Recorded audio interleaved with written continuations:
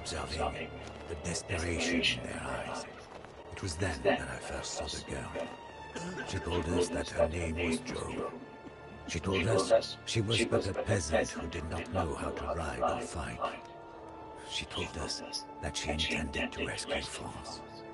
The darkness lifted from the men's souls. Her voice rang with conviction, and we drank in her every word. I may have lost my faith, but Joan has not lost hers, and that is enough for me. Joan has asked our ragged band of soldiers to take her to Chinon, where the rightful ruler of France, the Dauphin, hides from his foes. The war-torn land in between is infested with enemy marauders, and we will lose many men. Death is by now an old companion, but for Joan, we will face it again.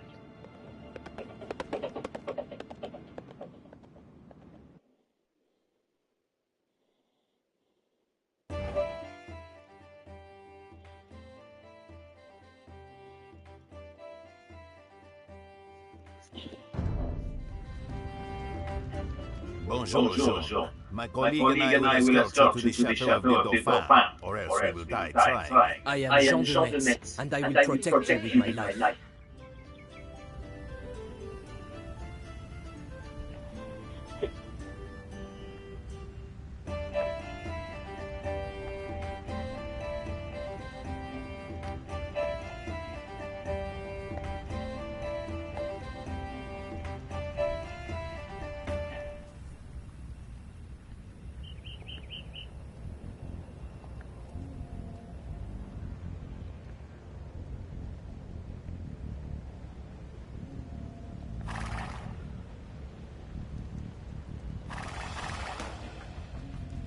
You are Joan of Arc.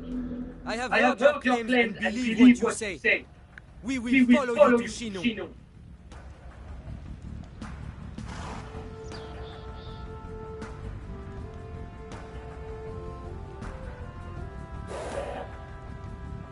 Wait! You might have need of a few archers on the road ahead.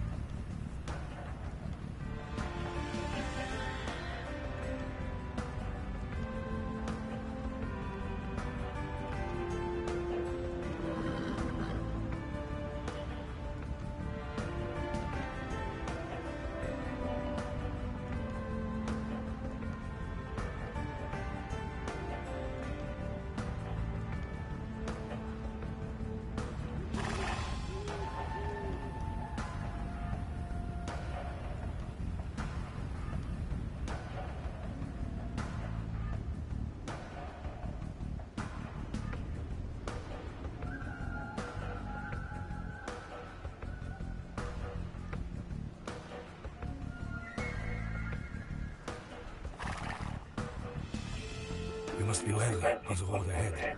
Our enemies, the English, are out in force, and their Burgundian allies are thick as rats. Discretion is the better part of valor. Oui.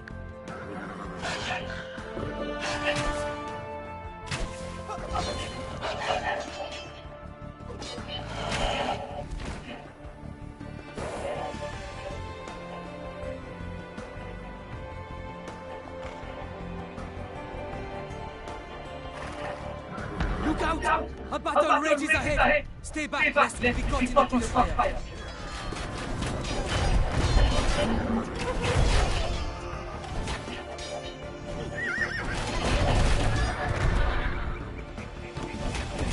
Another glorious loss for France. I hope you really can turn the tide of this war, Joan of Arc.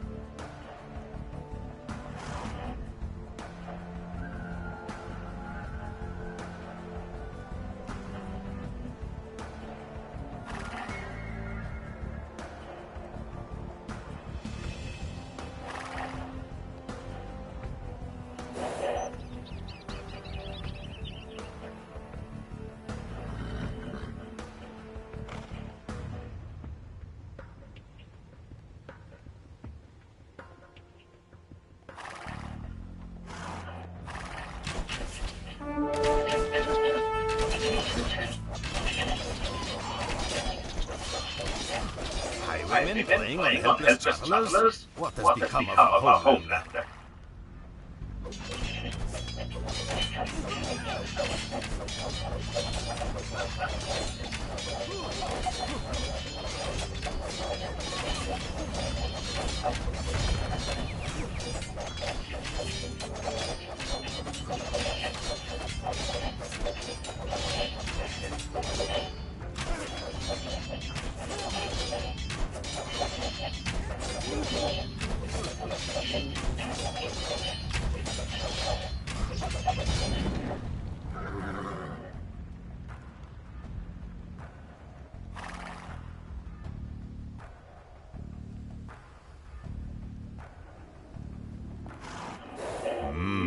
Venison.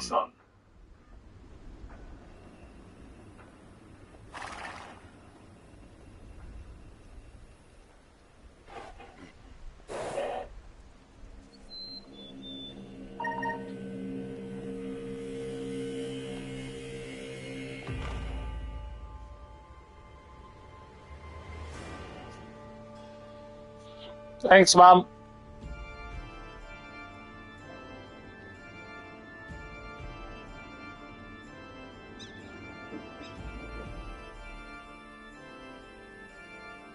Hello.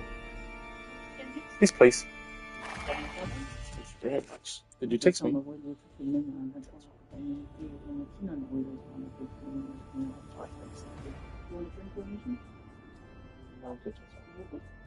Thank you.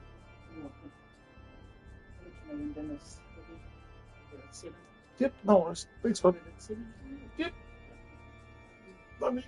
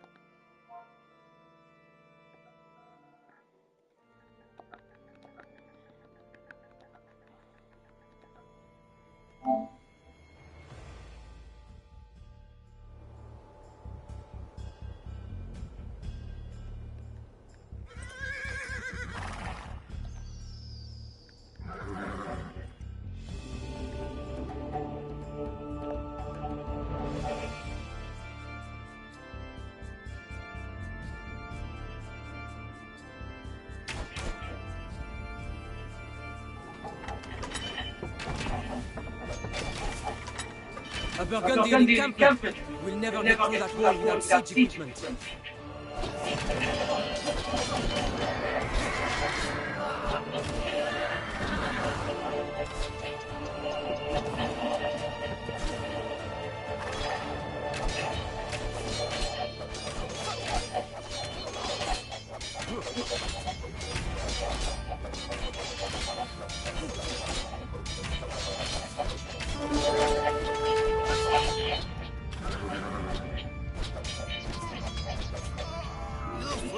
Don't know when to give up.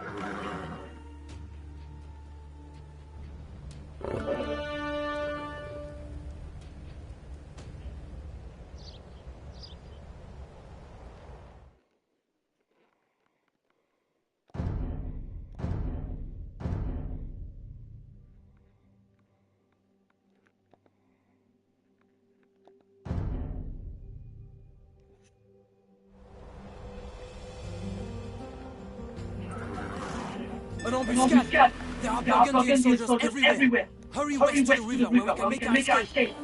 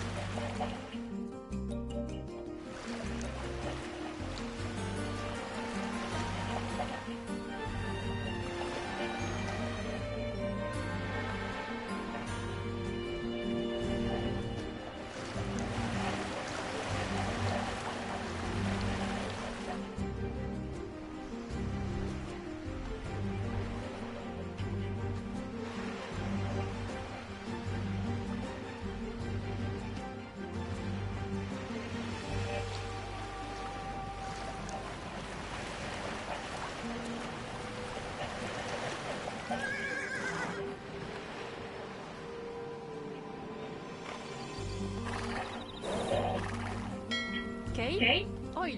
Pirates. Certes.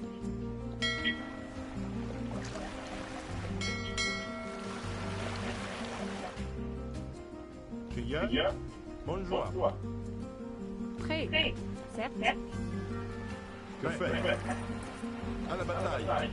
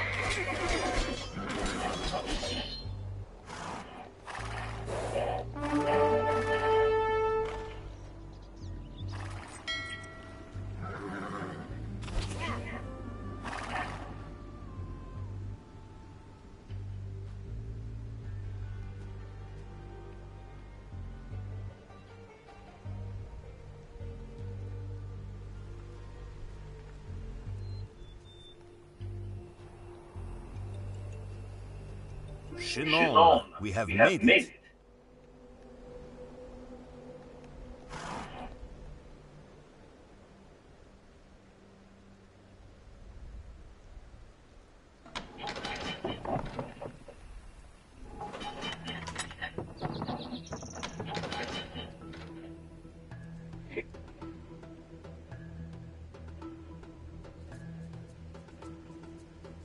The Chateau of the Dauphin.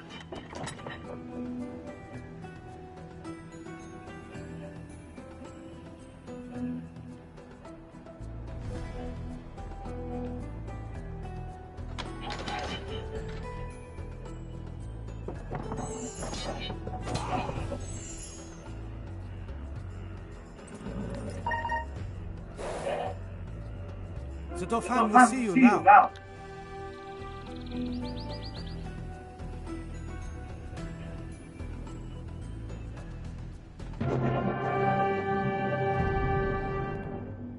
As Joan's footsteps echoed down the marble hall of the chateau, the fat and whispering dukes did naught but stare. The Dauphin himself seemed afraid, as she kissed his feet. My gentle Dauphin, she demanded. Why does England claim what is ours? Why are you not crowned King of France, as is your right? The courtiers began to murmur. The Chamberlain whispered lies into the Dauphin's ear. But the Dauphin pushed the Chamberlain away and rose to meet Joan's gaze. She stands only to the shoulder of the shortest man, but all of us must look up to speak to her. I know not what silent conversation passed between the Dauphin and his would-be savior, but it was obvious that His Majesty was in the same thrall as we.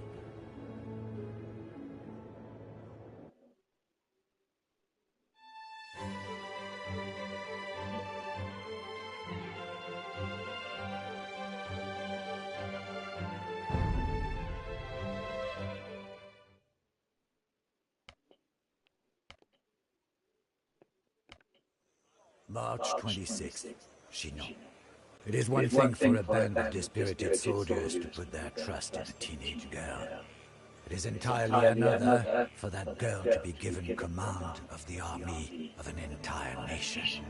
We were filled with pride when we heard the Dauphin's heralds pronounce Joan the Maid as commander of the army of France. So that she may look like a general, the Dauphin presented Joan with a great war horse and a suit of white armor. Joan instructed me to look for an ancient sword buried beneath the altar of a local church. I was skeptical, but not only did the man unearth a rusted blade, but we found that the sword had belonged to Charlemagne, grandfather of France. I shall not doubt her word again. Still visible on the hilt was the fleur de lis. Joan adopted the fleur de lis as her symbol and had it blazoned on her battle standard. Wherever Joan goes, the standard goes also. It goes with us to Orléans. The city of Orléans is one of the finest in France, but it is under siege by our enemies. England and Germany is about to fall. This war has dragged on for 100 years, with precious few French victories. The people of Orléans need a savior. They will receive Joan of Arc.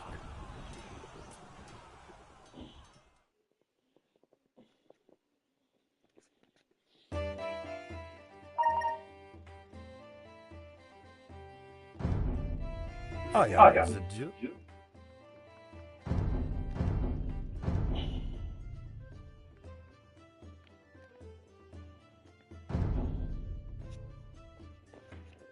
Belongs, milady. I will gladly ride with you